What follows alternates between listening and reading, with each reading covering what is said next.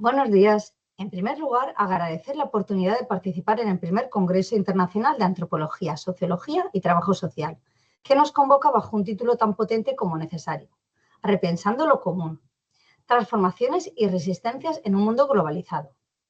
Precisamente de esta acción de repensar lo común, esta ponencia propone la figura mitológica del gigante clásico como encarnación de ideales sociales y políticos, expresados a través del cuerpo desnudo en obras maestras de la historia del arte. Nuestra ponencia la presentamos en coautoría con Lucía Cervantes y yo misma, que soy Ana Tomás y pertenezco al Centro de Investigación Arte y Entorno de la Ciudad Politécnica de la Innovación, y soy profesora titular de la Facultad de Bellas Artes de la Universitat Politécnica de Valencia en la línea de gráfica. A continuación, daré paso a la presentación de la ponencia titulada Cuerpos colosales, metáforas visuales de lo común y la pertenencia en un mundo fragmentado, enmarcado en el simposio Estructuras de exclusión y nuevas formas de pertenencia en la sociedad globalizada, dentro de la sección 2, prácticas transculturales, translenguaje y pertenencia cotidiana a las sociedades contemporáneas. Comenzaré esta comunicación con la primera parte de la exposición y la compartiré con Lucía Cervantes, que tendrá presencia en la segunda parte de esta presentación.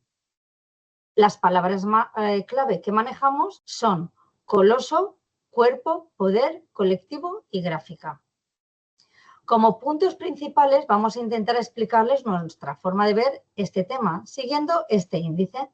Primero empezaremos con la introducción, después analizaremos los objetivos para pasar a entrar en el cuerpo teórico y conceptual y llegar finalmente a las conclusiones. En la introducción, esta ponencia propone una reflexión artística y simbólica sobre el cuerpo como espacio de lo común, a partir de la figura del coloso como metáfora del colectivo en resistencia, desde una perspectiva situada en las bellas artes. Así se analiza la evolución simbólica de la figura del gigante en la historia del arte, desde el coloso clásico de Rodas hasta la representación moderna como la Estatua de la Libertad o el coloso atribuido a Goya, para repensar cómo estas figuras han encarnado ideales de fuerza, protección y transformación social. Comenzamos con una premisa esencial. El ser humano es un ser social que se organiza en comunidades donde lo colectivo es inevitable y necesario. Esta dimensión compartida de la existencia encuentra una poderosa expresión en la imagen de un cuerpo expandido, un coloso que no solo protege y resiste, sino que encarna un pueblo que lucha, sufre y transforma. La investigación se articula en torno a prácticas gráficas contemporáneas, poniendo de ejemplo litografías de gran formato que construyen cuerpos colosales a partir de la suma de múltiples cuerpos individuales, y monotipos que evocan la figura del trabajador en tensión entre repetición y diferencia, uniformidad e individualidad, inspirados en la película Metrópolis de Fritz Lang. Así se subraya cómo lo común emerge de la unión de las diferencias, haciendo visible la pertenencia cotidiana en la sociedad globalizada. En estas figuras, el cuerpo desnudo y monumental aparece como un símbolo de poder, fuerza y victoria, atributos que se proyectan tanto en contextos bélicos como en conflictos ideológicos. Más allá de su literalidad, la figura del gigante ha ido adquiriendo capas de abstracción que permiten pensarlo hoy como una metáfora del cuerpo colectivo, del común en resistencia.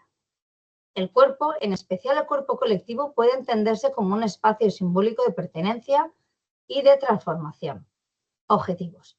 Bien, la resistencia del cuerpo no se construye desde la musculatura o la amenaza, sino desde la resiliencia y la fuerza interna.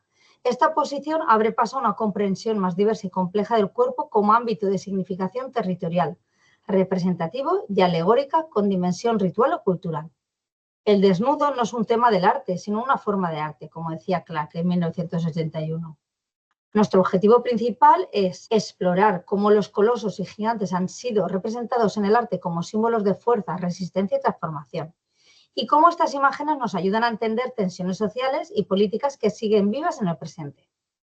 Por otro lado, cuestionar los modelos tradicionales de fuerza asociados a lo masculino y proponer nuevas lecturas desde cuerpos femeninos, diversos y resilientes. Desde esta aproximación, poder recuperar y resignificar el cuerpo, y en particular el cuerpo expandido del coloso, como un espacio político, simbólico y estético, desde el cual imaginar nuevas formas de pertenencia, resistencia y transformación en un mundo fragmentado. Pensar el cuerpo gigante desde las bellas artes para poder permitirnos recuperar lo común como experiencia compartida, como resistencia frente a los dispositivos de fragmentación del mundo globalizado. A continuación, entraremos en el cuerpo teórico conceptual que nos explicará Lucía Cervantes. Buenos días a todos. Primero voy a introducir un primer bloque teórico que se titularía El gigante en el periodo clásico, sus orígenes y su poder simbólico. Es importante también entender al gigante como una figura que tiene connotaciones que pueden ser positivas. En este caso vamos a descartar estas ideas que tienen que ver con la lentitud de sus movimientos o su posible falta de intelecto. Este trabajo propone reivindicar su verdadero valor simbólico en su capacidad de imponerse visualmente. Bien, los griegos ya introducen a los gigantes, como los conocemos, los gigantes de la mitología clásica, y aparecen en un evento muy significativo que se llama la gigantomaquia, un enfrentamiento entre dioses y gigantes, y es curioso cómo los griegos ya empiezan a manifestar estas figuras parecidas a la raza humana, eso sí, exagerando sus características físicas, su tamaño y su fuerza. Emperadores romanos como Marco Aurelio o Cómodo ya introdujeron a estos personajes en sus propias armaduras, en sus corazas, representando su victoria sobre estas fuerzas sobrehumanas. A lo largo de la historia, la imagen del gigante ha superado su dimensión literal para convertirse en un símbolo de poder, de conflicto y de transformación. El Coloso de Rodas, por ejemplo, que es una de las maravillas del mundo antiguo, no solo fue una proeza arquitectónica, sino que en su momento era una alegoría del triunfo y la vigilancia, que sigue viva hoy en representaciones contemporáneas como en la famosa serie de Juego de Tronos. En el cuadro El Coloso, atribuido a Goya, la figura gigantesca que aparece de espaldas no ataca, pero su mera presencia provoca el terror de una población entera. El gigante se convierte así en una metáfora que encarna valores ideales. En este caso, el cuadro afronta un trasfondo político de una época en la que España sufre la guerra de la independencia y no se sabe muy bien si este coloso es una representación de la fuerza militar francesa o si por otro lado es un retrato de Fernando VII, rey de España. De forma similar, en el Leviatán de Hobbes, en la cubierta de este libro tan famoso, un cuerpo formado por multitudes representa el estado absoluto, donde el pueblo es parte de esta figura gigantesca que lo domina. Estos ejemplos revelan que el coloso, más allá de su tamaño físico, encarna ideas universales como el dominio, la resistencia o la amenaza, y estas se reformulan una y otra vez en el arte y en la política visual. Ahora, si nos vamos a un apartado más que tiene que ver con el cuerpo, vamos a hablar del desnudo en el arte. Vamos a ver de qué manera podemos extraer del gigante y del cuerpo desnudo símbolos que nos permitan hablar de temas del presente.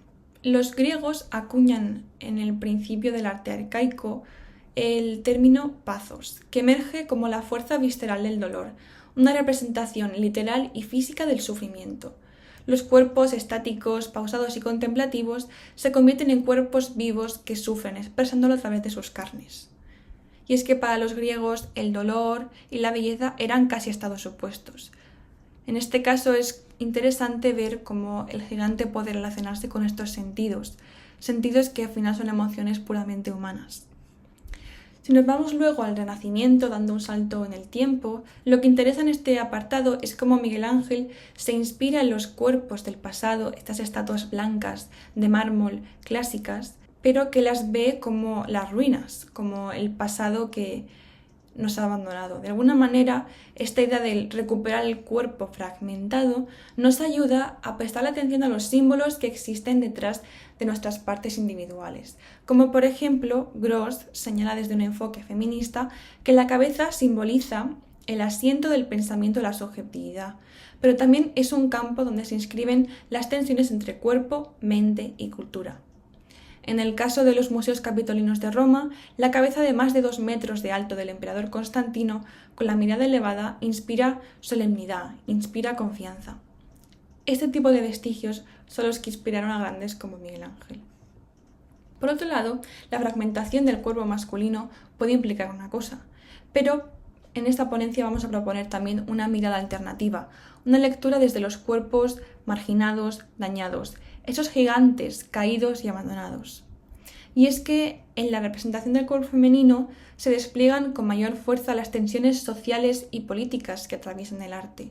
Lejos de ser un simple objeto de belleza, el cuerpo femenino aparece como un espacio de resistencia y memoria. Artistas como Nancy Spero, Ana Mendieta y Ellen Orantin desafían los estereotipos tradicionales dando voz a cuerpos silenciados, heridos por la violencia histórica, violencia física, la discriminación y la opresión. En el caso del texto de los cuerpos forzados a la fuerza del cuerpo, en este texto se habla de la posición de la escritora Luisa Valenzuela, que nos propone una escritura del cuerpo. Una sobre el cuerpo, que habla de la dominación, y otra desde el cuerpo, que es la que corresponde a las mujeres. En este caso, la mujer se apropia de esas heridas y responde a través de su mismo cuerpo.